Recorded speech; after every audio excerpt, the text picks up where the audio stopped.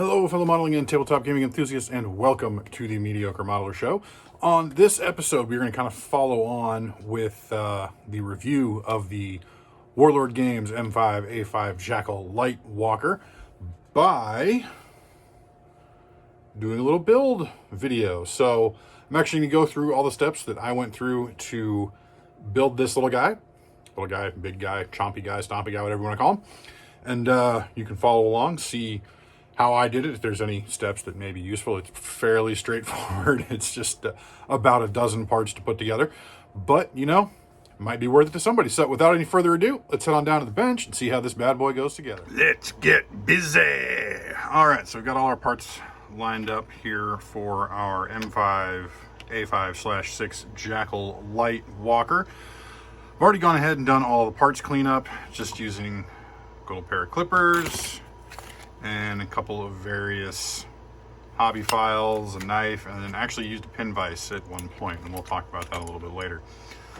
Also got my box handy for the assembly instructions on the back, so we can work our way on through assembly. I'm also going to be using some super glue, the good old Bob Smith Industries. This is from my local hobby shop, Hobby Haven, in Urbandale, Iowa, as well as some accelerator. You never know when that's going to come in handy. So we're going to go ahead and start by doing the torso. 2 pieces, just goes together like that, nice and easy. So we'll go ahead and get to work on that.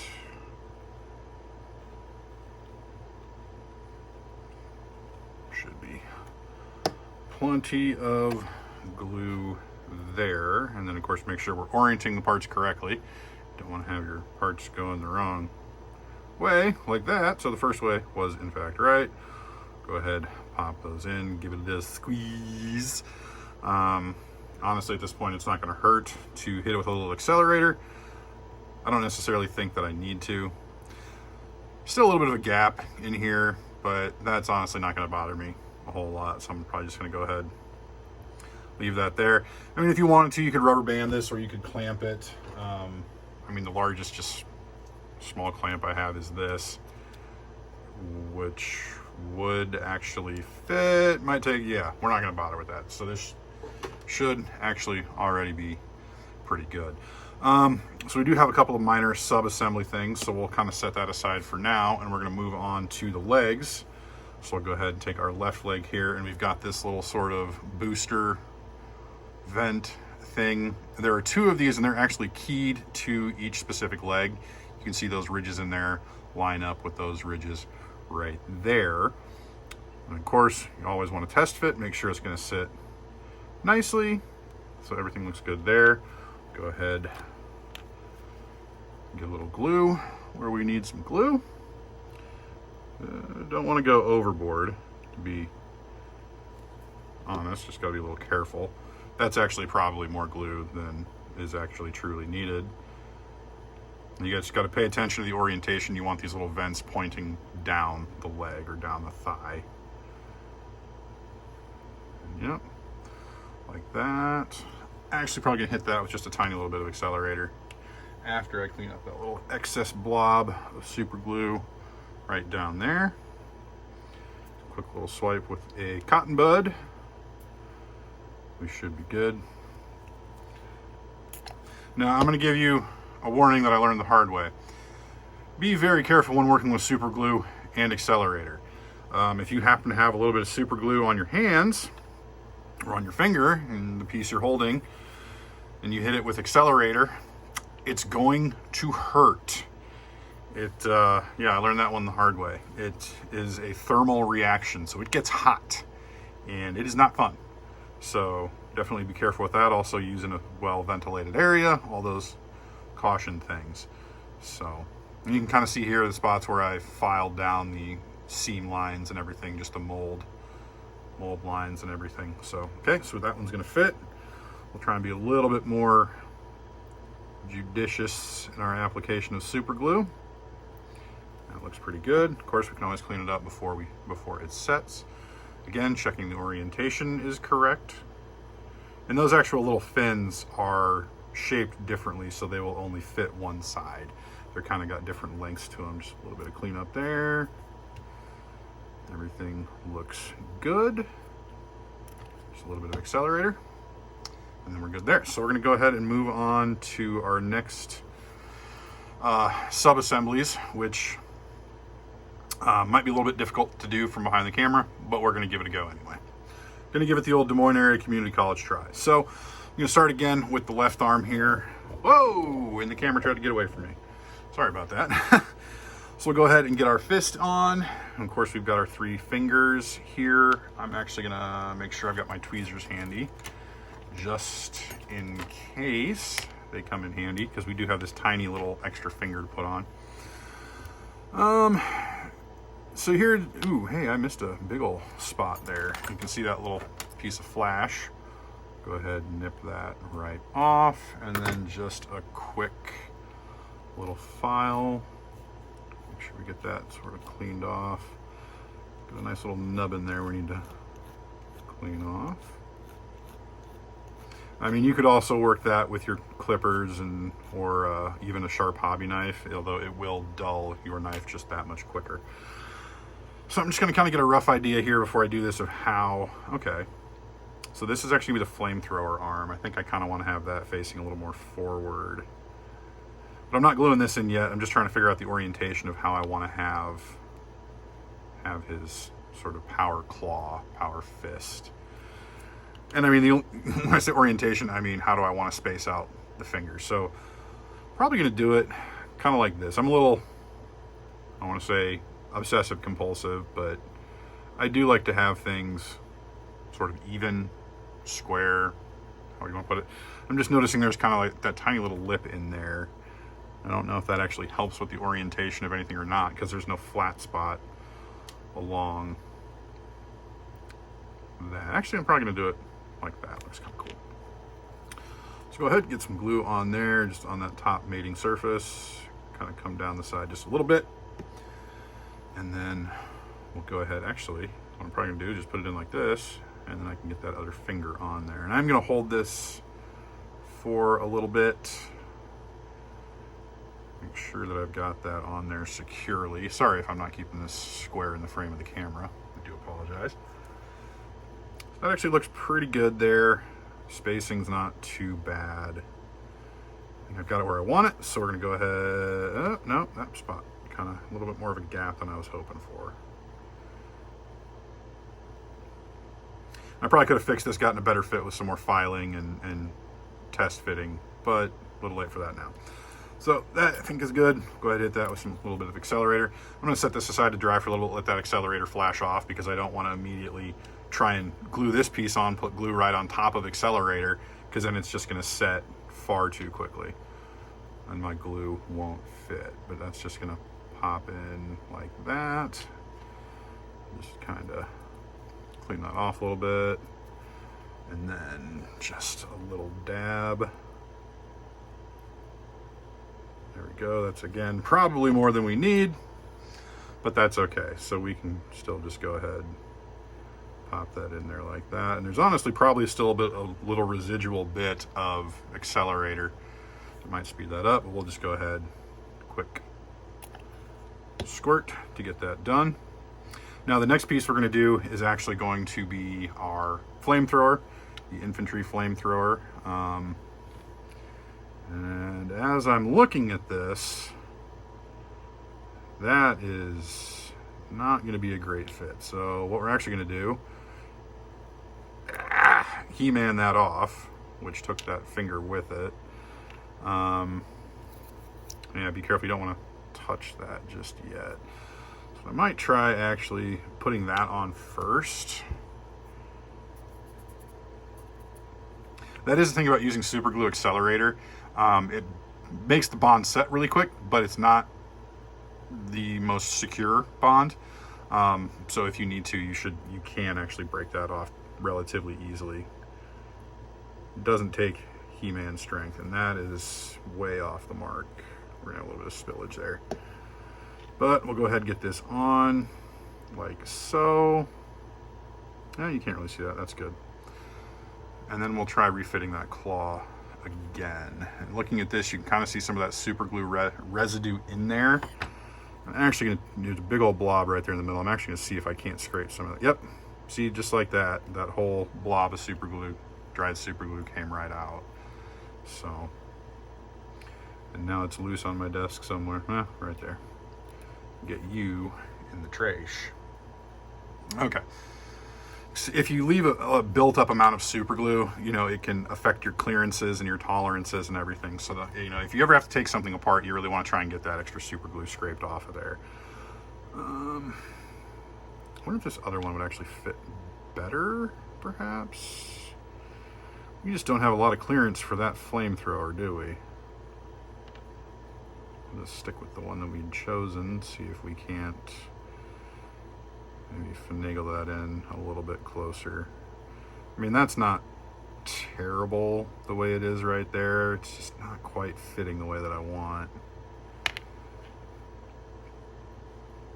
Well, we'll make it work one way or the other. We'll get it in there as best we can. So again, I'm just going to take it easy on our super glue here a little bit. That's not taking it easy, George. Okay, and then try and line this up in a way to kind of get maximum clearance. So that popped in, it kind of popped the flamethrower out a little bit, but we might just work with that because that's going to allow us to fit. So that should actually be okay. Yeah, there's not much super glue residue left in that spot for our last little finger. So we'll go ahead, get that glue on there, and then get this bad boy put back on.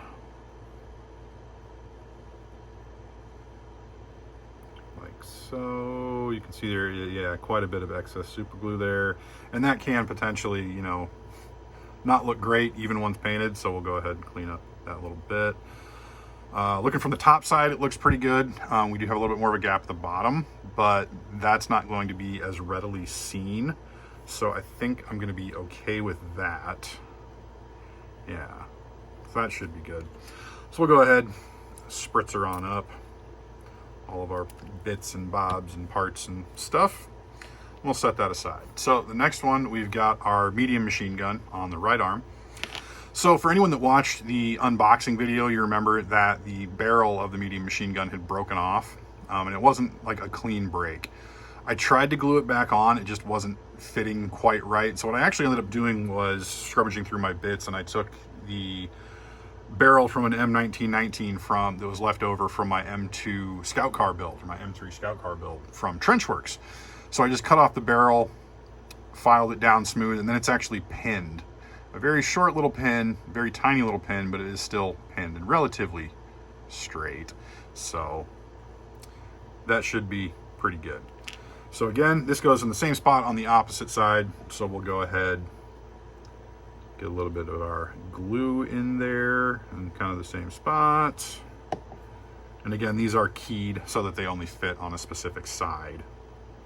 And we go ahead and drop that in there. And there's a few cutouts over some of those rivets along the perimeter there, so you can see that right under the ammo drum, so you know you got it fit in there just right.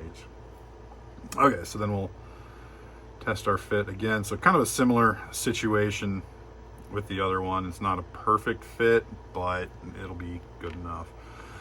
So remember, I got to leave clearance to put the other finger on. So if we do it kind of like that, that should be okay. Might do just a little bit like that. It's not quite. Probably do it about like that. I think should be good.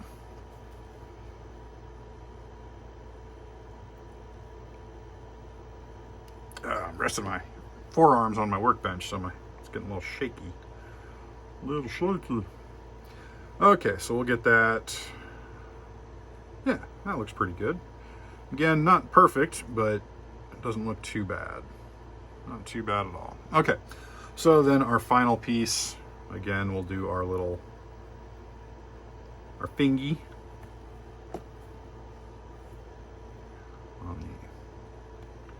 right on there like before. And there is a little peg in the bottom of this finger piece.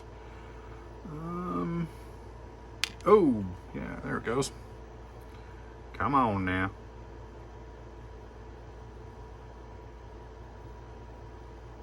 That looks pretty good. Not much excess glue, so we can go ahead, do that. Hopefully everything glues in place right there. All right, now comes the fun part.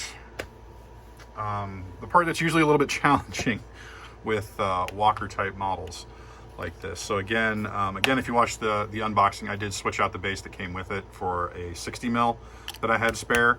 I think it just looks better on the 60 mil base. The only thing about these legs is there's not a ton of room for posability. You're kind of limited by the flat foot. I suppose you could try and cut it and remodel it so it was kind of standing differently. And then you have sort of this vent here on this side, so it kind of limits the amount of swing you can do outwards. But naturally, the way it comes, it does give you a bit of a more dynamic pose. The big thing is just going to be making sure that we've got everything relatively level. Even though this is a jump mech, I guess you could say, or a jump suit, it bothers me if stuff's not level. So, all right. Go ahead and get our glue in there, sort of the hip socket. Go ahead, pop that bad boy in there. I'm going to kind of check from the side to make sure things are fairly level. That doesn't look too bad. So the glue's set just enough that I can kind of let my guard down. You can kind of see from the side.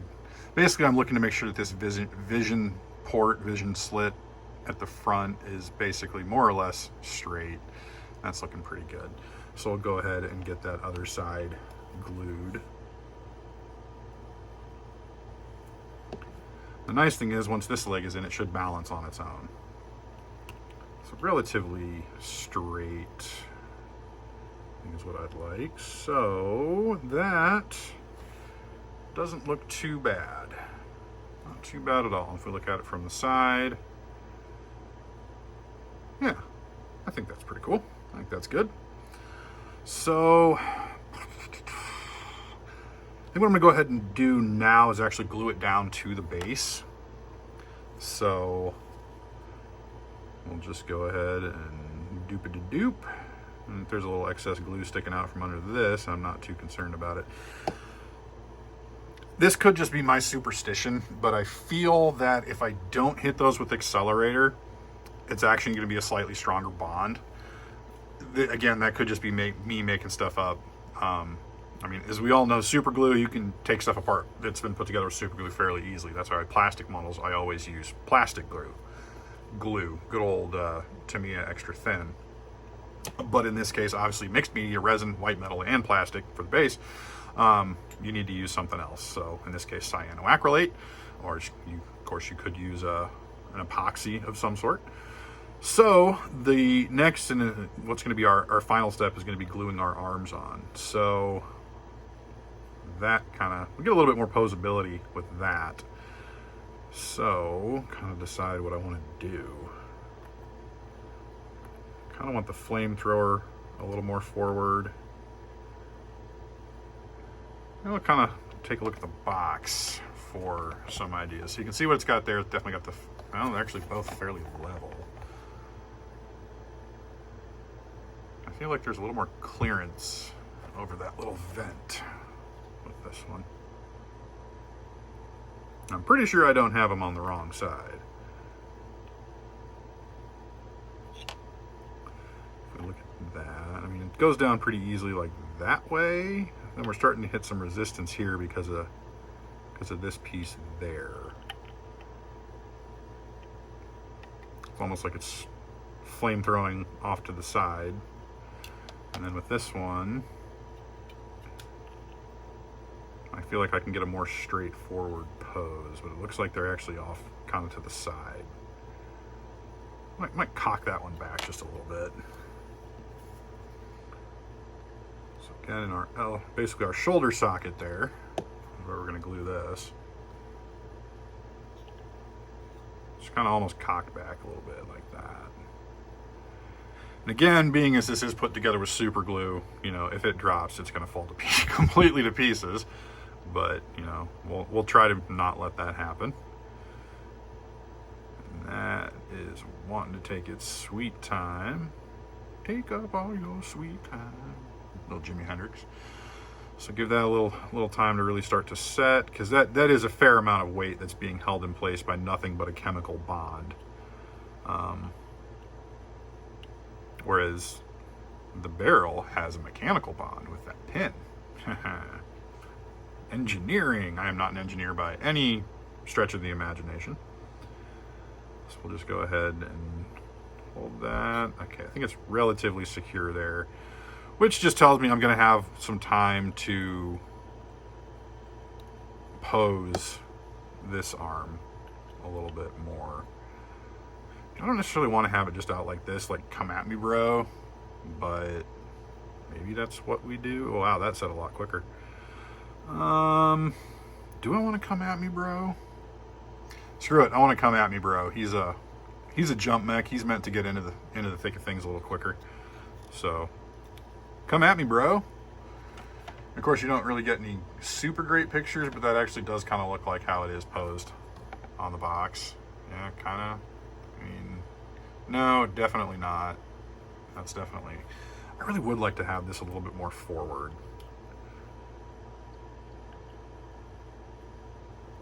Nuts.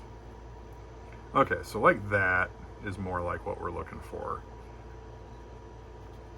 And then, of course, with that popping off, we're going to have more super glue residue that needs to be cleaned. Let's do that first, actually. See the trials and tribulations of building with mixed media, and I just glued my fingers together for a second. Another layer of glue is not going to be helpful for the fit.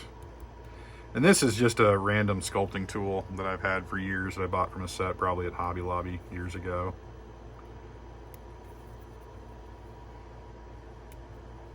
Especially a good trick or two to know when working with or when buying used models is how to get old super glue off. You can see there's still some active super glue there.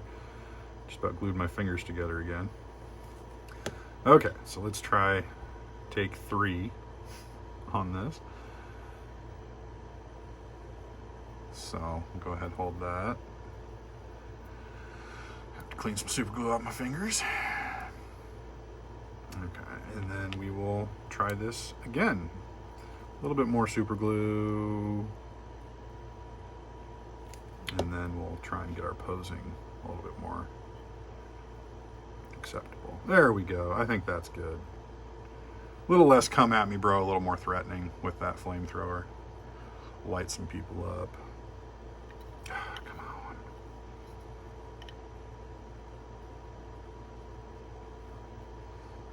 Hold that in place. Cap up super glue because you don't want to get that all gunked up and messy.